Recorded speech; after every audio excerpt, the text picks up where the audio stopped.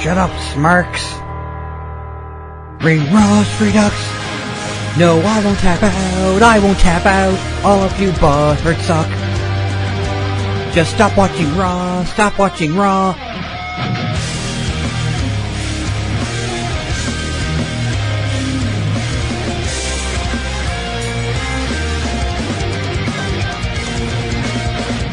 Now part of the Club Kayfabe creative community. This week, it's going to be a pre-preview of Bound for Glory, which is Impact Wrestling / Global Force Wrestling. Still, I guess, as up until anyway, Bound for Glory still considered Global Force Wrestling as well. From the Aberdeen Pavilion in Ottawa, Ontario, Canada. So we have 8 matches here, so let's get down to it. Well, actually, I did take them in a semi-particular order, I guess.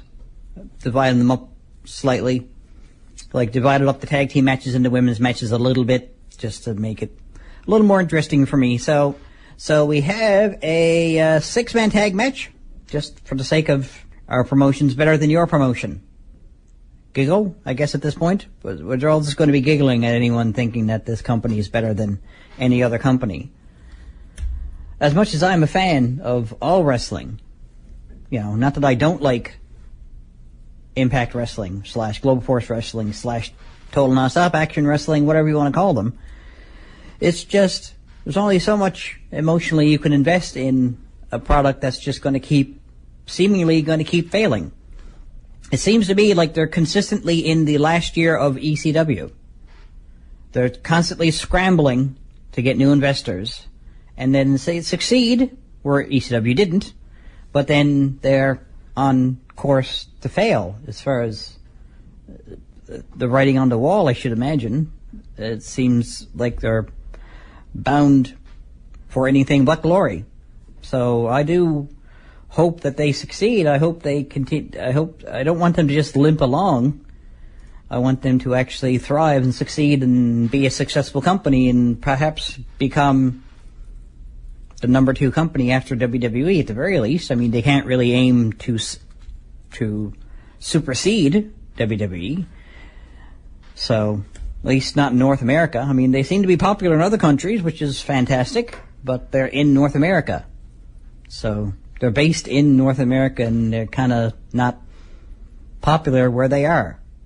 Again, I guess like ECW, I suppose. More popular overseas and on either side of the border from the United States. But anyway, enough of that. So, you know how, if you're a regular listener to my show, you know I like to name tag teams. So I'm just going to keep them Team Impact and Team AAA because that's names that are actually already there. So I'm going to name the tag teams within, though. Like every 3-man tag will have a 2-man tag team that I will prefer to further segment for the sake of fun. And say if they were a tag team and they had a tag team name, this is what I'd like it to be. So, we have Team Impact, which is Ethan Carter III and Red Dog, Eddie Edwards and James Storm, because I'm pretty sure there was a beer called Red Dog. And Eddie Edwards is the American Wolf, part of the American Wolves previously. And anyway, I think I'm reaching for that one. Versus Team AAA, which is El Hijo del Fantasma, and Tag Teamo, which is Pagano and Tejano. Because you see, if you take the O's off the end of those, you have Pagan and Texas, so they're English words. Well, I don't know, I don't think Texas is actually an English word, but it's a word that's considered English by those, you know, who live in Texas. So, anyway. So I'm just sort of being silly, I guess, saying Tag Teamo. Add an O to the end of tag team, and then you have... So, yeah, I'm going to stop talking. I'm just going to say, just for the sake of it, the good guys are going to come out on top of this one because, you know, the company needs something, I think, at this point. It'll be just too close a parallel if they were to lose this match. It'll be too big a parallel for what's going on overall in the company if they were to lose. So, at least for the moral victory, I think they would need to win. So, here's hoping they don't have too much trouble.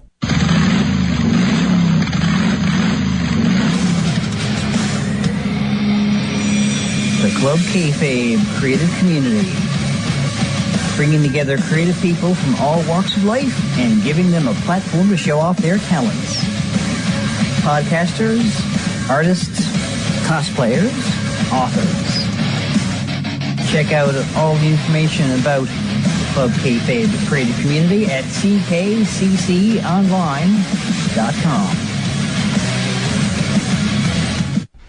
So, no regrets, I don't think. Not even if I misspell regrets with an A and tattoo it on the very top part of my chest.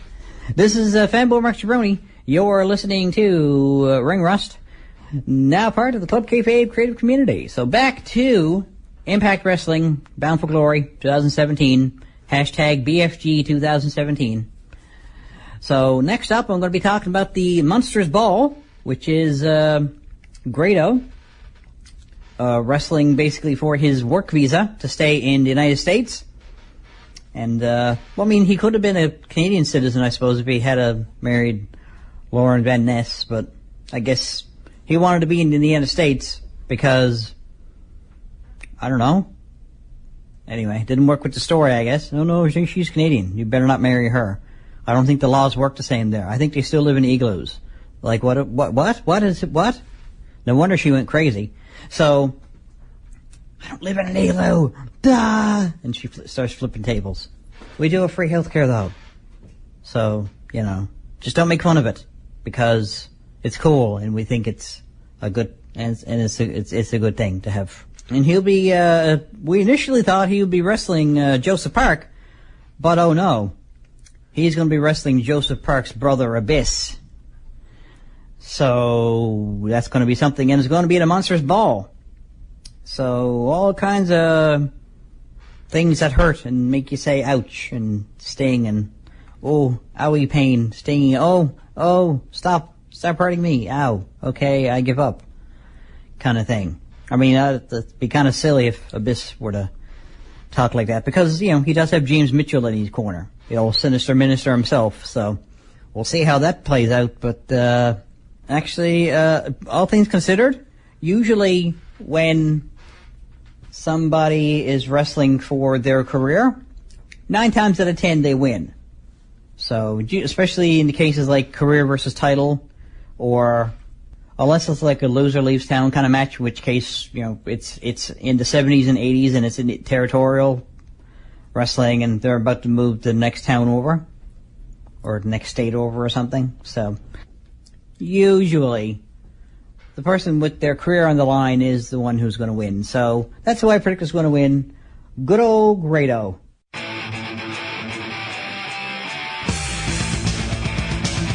You're listening to Ring Rust REDUX on Jabronology TV.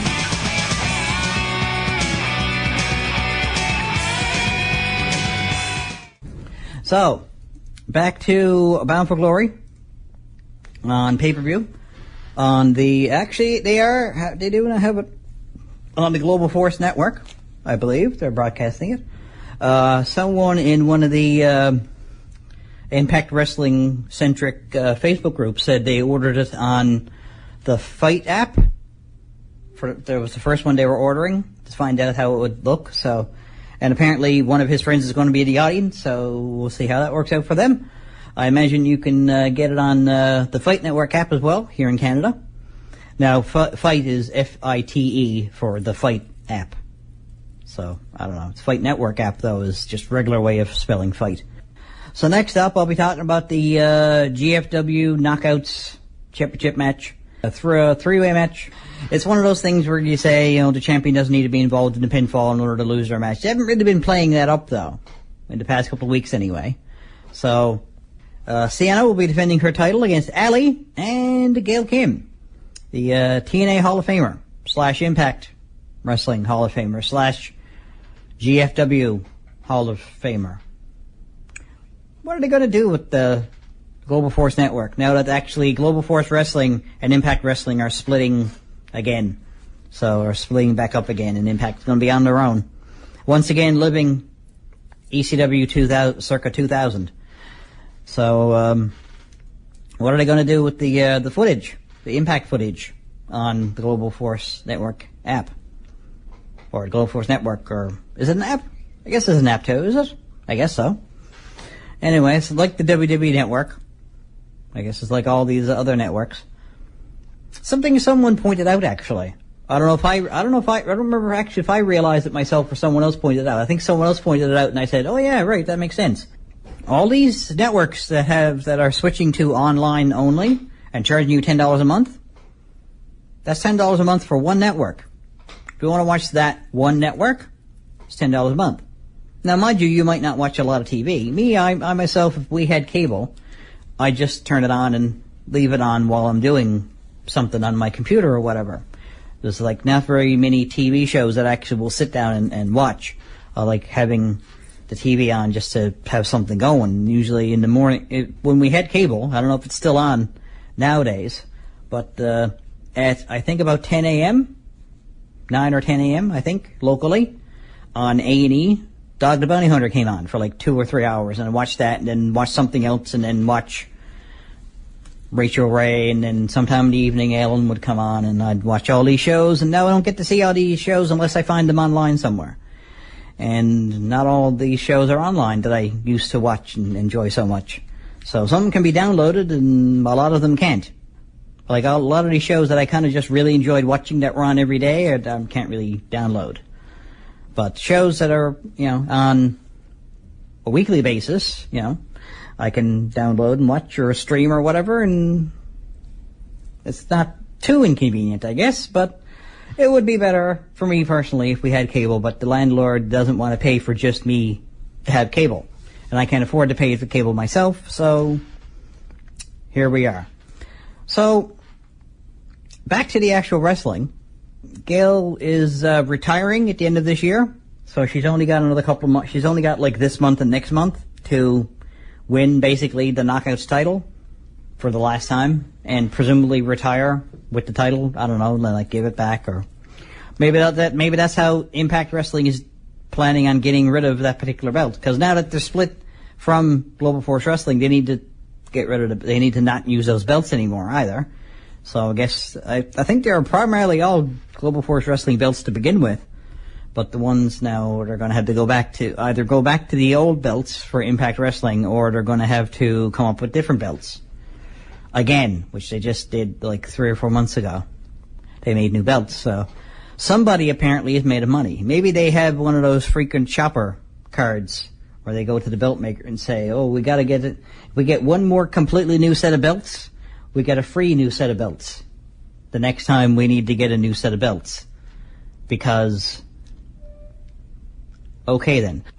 Gail Kim probably is going to win this match, because again, it's similar to the Grado match where his career is on the line, but her career is not on the line. Her career is coming to an end, but she wants to win the title before she retires. So it would be a feel-good story to have Gail Kim win that belt. I mean, sure, she's going to end up just giving it up, at the end of her career, but, like I said, maybe that's what they're going to do to get rid of that particular GFW belt. So we'll see how that plays out, though. I do anticipate, though, like I said, Gail Kim's going to win that match because it seems reasonable. Or maybe what will happen is Gail Kim will take on Allie at the next pay-per-view, and then, or the next special episode of Impact or whatever, or her retirement show, she'll take on Allie, and then she'll lose the belt to Allie, and then she'll be the Knockouts champion. Who knows? Maybe that's how it will play out. I don't know. At any rate, though, I'm starting to feel a little bit like a puppet on a string. Hey, what's up? This is referee Tony S., and you're listening to Ring Rust on CHMR. When I was a kid, if someone brandished a shrink gun, he'd get a little bit of respect. Coming through. Sorry. Oh, that stings. I beg your pardon. Oh!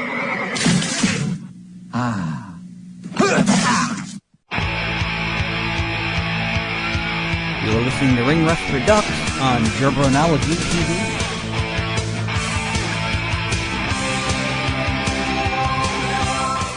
Now part of the Club Kayfabe creative community. Yeesh. So, back to Impact Wrestling's Bound for Glory on the pay-per-view and the Global Force Network. I'm pretty sure is one of the things they'd probably want to have on it, I guess. Unless they decided, well, we're not part of Impact Wrestling anymore, so we're not going to have any more Impact Wrestling / TNA stuff on our network anymore, even though we just introduced the network and now we're halving the overall video content. But I guess their nose just really doesn't like their face.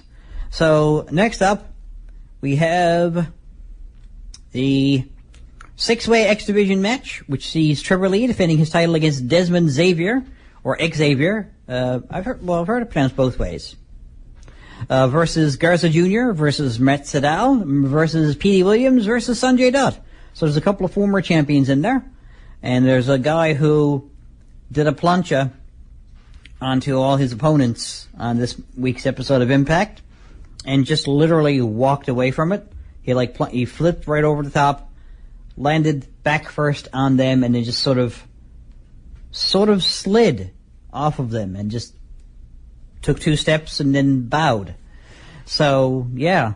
If for nothing else, I think maybe Desmond Xavier might get a chance at the title somewhere down the road, or he might conceivably win it this time, but you know how I usually am. I usually err on the side of the champion, so that's what I'm going to predict, that Trevor Lee is going to successfully defend his title, because, you know, he has a dynasty he has to defend.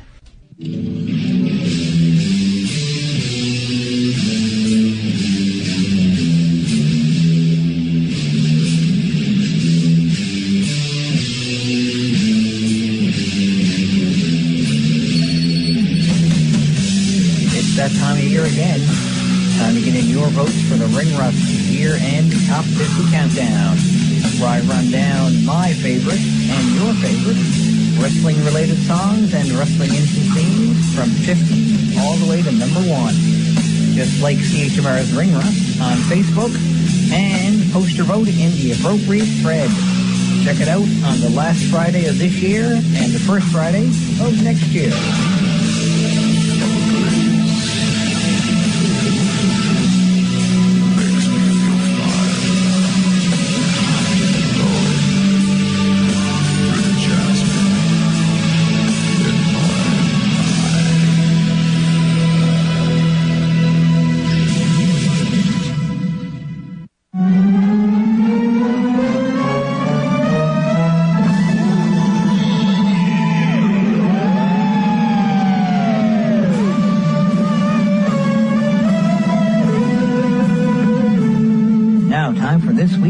Macho fact.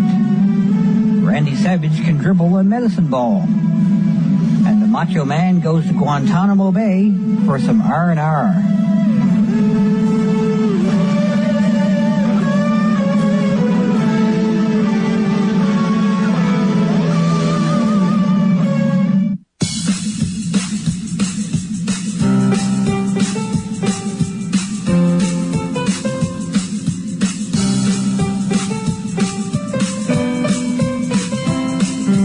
Like me on Facebook, tinyurl.com/ringrust. Follow me on Twitter @MarkJabroni, and subscribe to Jabronology TV, youtube.com/fanboymarkjabroni.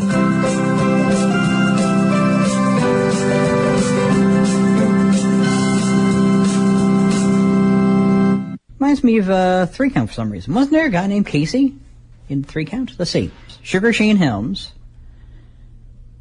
and we had Evan Courageous, and we had Shannon Moore. Oh, right, their manager, Casey N. Finnegan. Right. They used to call him Mr. Dress-Up because he used to wear all those weird-looking costumes. Keep him away from your tickle trunk, though. Did I beat that one into the ground just yet? I think. CBC cares. This is Fanboy Mark Jabroni. You are listening to Ring Rust, now part of the Club Kayfabe creative community. So next up for Bound for Glory, on the pay-per-view and on the Global Force Network, I think, maybe. It seems, their Wikipedia page doesn't seem to be too forthcoming on whether or not it's going to be on the new Global Force Network. Maybe the Global Force Network doesn't know. I don't know. So, next up we have a tag match, and 6 Sides of Steel, which you'll see, once again, I like making up tag team names, so it'll be Team Wrestling. Not that I really had put a lot of imagination into naming these teams. Team Wrestling, which is Moose and Stefan Bonner, versus Team MMA, which is Bobby Lashley versus and King Mo. So, I don't know which I like better. The whole wrestling versus MMA from Impact Wrestling, or the whole Team Raw versus Team SmackDown from WWE. I mean, there's more of Team Raw versus Team SmackDown, I guess. But, I don't know. I kind of like the way they're both playing out. I mean, they got, Bobby Lashley beating up on Moose because, the whole Team TNA down at the Triple Mania turned their back on him, apparently, and, said, oh, no, I'm out of here. So, and then Moose wanted to fight him, and Bobby Lashley wouldn't fight him, and decided, I'm just gonna leave, I'm gonna go do MMA exclusively. And then Moose went on a one-man trip into the All-American Dojo, whatever they call it, and got his ass handed to him by King Mo and all the others. There's like 5 or 6 of them. So one guy against 5 or 6 is kind of a foregone conclusion how that's going to play out. But then, Moose got Stefan Bonner going in there with him, and the two of them went in with baseball bats and beat up the place and stole all the belts and their merchandise. And so, anyway, they got their attention, and so now it's coming down to a 6 sides of steel match in a tag team match at Bound for Glory. So, I don't know. It's almost like a losing proposition one way or the other, because it's wrestling against, quote, real fighters, unquote, as they keep calling themselves. Although they are skating that fine line. They're skating that fine line somewhat successfully, I think, in that they're saying we're going to expose wrestlers for what they really are, and then they don't go what the obvious route would be, where all the smart fans know wrestling, of course, is, we'll say predetermined, because we don't like the word fake. But they do mention stuff like, not being able to handle themselves in a real fight. So I guess presupposing that MMA fighters are that much tougher, even not going so far as to say wrestlers don't really fight each other, but actually just saying MMA fighters are tougher than wrestlers. Not that MMA fighters tour almost every day of the year and perform almost every single day of the year, but I guess there's different degrees of toughness, I suppose. Anyway, I mean, I wish I could count on one hand the number of wrestlers who are currently injured and still wrestling. So, in somewhat extreme amounts of pain. But yeah, you go ahead and call yourselves tougher MMA people. So I guess it kind of has to be, the wrestling team kind of has to win on a wrestling pay-per-view, I should have to think. Or conceivably I can't imagine a draw though, in a cage. If there's a time limit, maybe they might go to a draw, I don't know. Probably not in a steel cage. I don't think steel cage matches generally end in draws. So I guess we'll find out. I am going to predict, like I said, though, that the wrestling team is going to come out on top. So Stefan Bonner and Moose, congratulations on hopefully, anyway, winning, expecting to win. You're listening to Ring Rust Redux on Jobronology TV.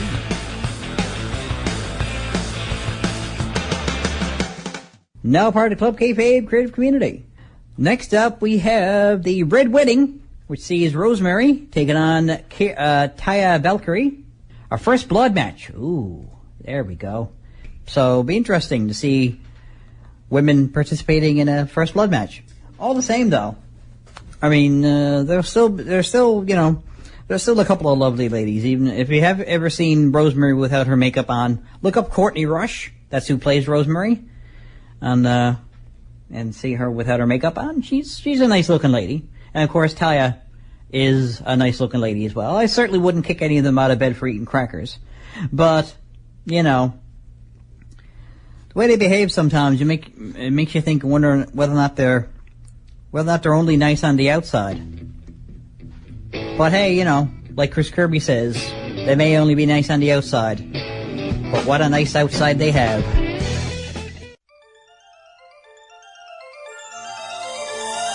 You're listening to Ring Rust Redux on Jobronology TV. Wait for it. Oops. brunt. Mine's bigger than yours, ha-ha. Oh, that's gotta sting. You're listening to wrestling superstar, the Triple X Sex Express Sexy Eddie, and you're listening to Ring Rust, the one and only wrestling talk radio show. I didn't say it was going to be a good segment. At Mark Jabroni on Twitter, or send me a message on the CHMR's Ring Rust Facebook page, and click a like if you haven't already.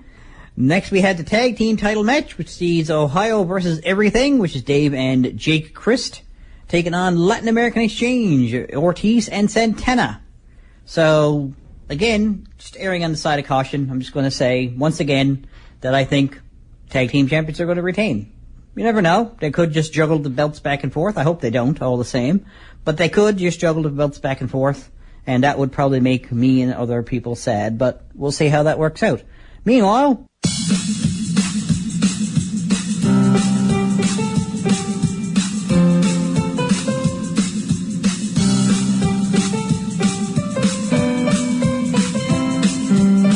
Like me on Facebook, tinyurl.com/ringrust. Follow me on Twitter @MarkJabroni. And subscribe to Jabronology TV, youtube.com/fanboymarkjabroni.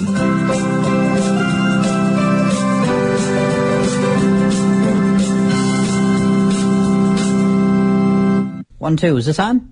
This is Fanboy Mark Jabroni. You are listening to Ring Rust, now part of the Club Kayfabe Creative Community. So got one match left for Bound for Glory on pay-per-view. Not any particular, subscriber or anything. We got the Global Championship match, which sees Eli Drake taking on Johnny Impact. And, I'm thinking, again, Eli Drake's probably going to defend unless what the Impact Wrestling's going to do, in lieu of them having to replace all their belts anyway, have all their champions lose their titles at Bound for Glory, and then just have the champions come out with the new titles on Impact the week later. That could be what they're going to do. I don't know. In which case, all my predictions are out the window. Except maybe Gail Kim's. I don't know. She may still win. Or Allie may win, and then Gail Kim is out of contention for the title until she retires and boo-hoo. Anyway, so I am noticing, though, so, of course, then I'm going to be predicting that Eli Drake will be defending his title. Hang on a second. Eli Drake will be defending his title.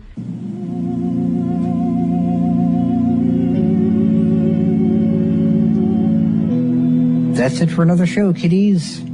Check me out on Facebook, where you can keep track of all the news that's right on the mark, from around ringside to the latest concerts. See you at the shows. Later days.